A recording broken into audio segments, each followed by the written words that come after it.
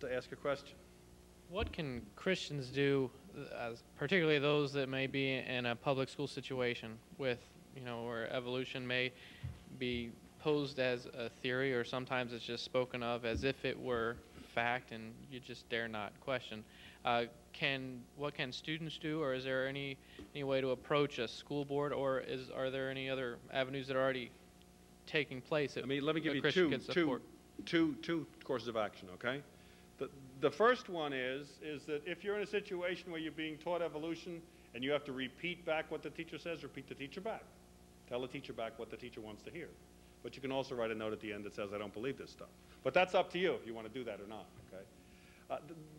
The second thing is, and this may sound a little naive, but it's extremely effective, and you won't know till you try it a couple times, is to ask the stupid question, okay?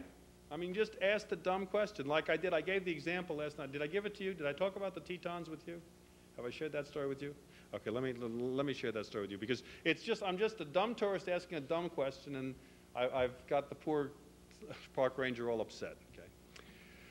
I went to the Grand Tetons. The Grand Tetons is a series of mountains in Wyoming, and it sits on the edge of a plain. There's a beautiful plain here with these beautiful lakes in front of these mountains, and these mountains are 8,000 to 10,000 foot granite peaks. They're really quite spectacular, quite an amazing place, just south of Yellowstone. And in the Tetons, the park ranger came out, and I was with my son, and my son's not a believer, and the park ranger came out and began to tell us how these mountains formed. And she said, over the last 20 million years, these mountains have been gradually pushed up to this position. Well, Keith and I had walked up one of the passes that morning. And if you walk up into the pass between the mountains, what you'll find is what's called breccia, large broken boulders that have come off because of the freeze-thaw cycle and laying down in the passes between the mountains. And you'll find some little bit of soil down there and some trees growing and stuff, but not a lot. It's mostly just rock. So she said that this took place in 20 million years. So she finished her long story about how the mountains were formed, and I raised my question. Well, my son knew it's coming, okay? He knows Dad well enough. He said, Dad, I'll see you outside, okay?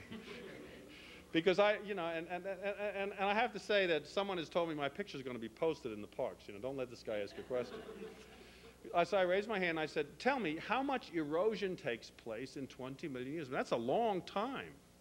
I mean, how much erosion in the mountain takes place? And she kind of straightened up. She knew the answer to this one. You're going to take care of this dumb tourist real easy, right? She kind of straightened up and big smile on her face. And she said, well, she said, sir, based on our measurements, we believe about 1,000 feet per million years is eroded. So I just kind of backed up a little bit and said, oh, okay. 20 million years, 1,000 feet. So 20,000 feet of mountain has eroded. She nodded, but she began to turn pale because she began to understand where I was going. Where's the stuff? You've said 2/3 of the mountain have disappeared. Where's the residue? There's nothing there. It's bedrock exposed. That material's not there. It's never been there. Those mountains are very young. She knew she was caught. As she began to pale, as I began to give her back the where's the stuff, and she did the only thing she could. She went to the ladies' room so I couldn't ask her another question. She said, excuse me, ladies and gentlemen, thank you very much. Like a rocket to the ladies' room.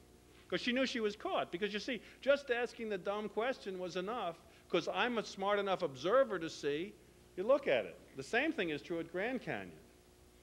If you go to the Grand Canyon today, I was in the North Rim about 2 years ago, and you ask the rangers how the canyon formed, they'll go, they'll do a lot of sputtering first, okay? Because the problem is the canyon doesn't lend itself to being formed by the Colorado River. The Colorado River is an artifact of the canyon that's down in the bottom of the canyon today, but it did not form the canyon because the Colorado River would have to flow uphill 1,000 feet to form the canyon. Rivers don't flow uphill. So the canyon was formed and then the river resulted into the canyon, okay, at some time in the past. So the best story she could come up with, she said, we think that there's a bunch of advancing and retreating rivers from southern Arizona, because there the ground is lower, that came up and eroded part of the canyon and disappeared and came up again and eroded part of the canyon. This is a cycle of 4 or 5 times over millions and millions of years, and then we eventually got Grand Canyon. And I said, oh, that's an interesting theory. I said, what's the evidence for the rivers being there? And she kind of stopped for a second and said, well, there really isn't any evidence, sir, but that's the best story we can come up with. And I said that no. I said, well, what about Noah's